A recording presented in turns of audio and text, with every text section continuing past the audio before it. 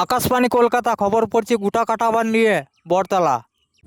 এখনকার বিশেষ বিশেষ খবর হলো ইরান থেকে 130 বস্তা ঘুঁটে আসলো টোটোয় করে, হঠাৎ টোটোটা পাল্টি হয়ে যায়।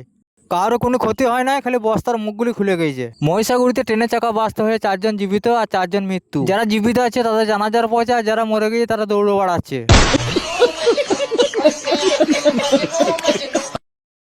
কাউর দেশ থেকে জল জাহাজ করে 80 বস্তা মুড়ি আসছিল। আস্তে আস্তে হঠাৎ জল জাহাজটা পাল্টি হয়ে গেল। মাছের কোনো ক্ষয়ক্ষতি হয় নাই, খালি মুড়িগুলি মেয়ে গেছে।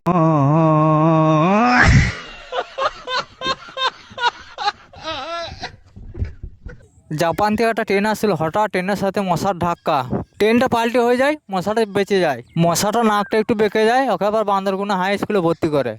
এখনো অবধি মশাটা কোনো রিপোর্ট আসে নাই। মশাটা এখন মৃত্যুর সাথে পাঞ্জা লড়ছে।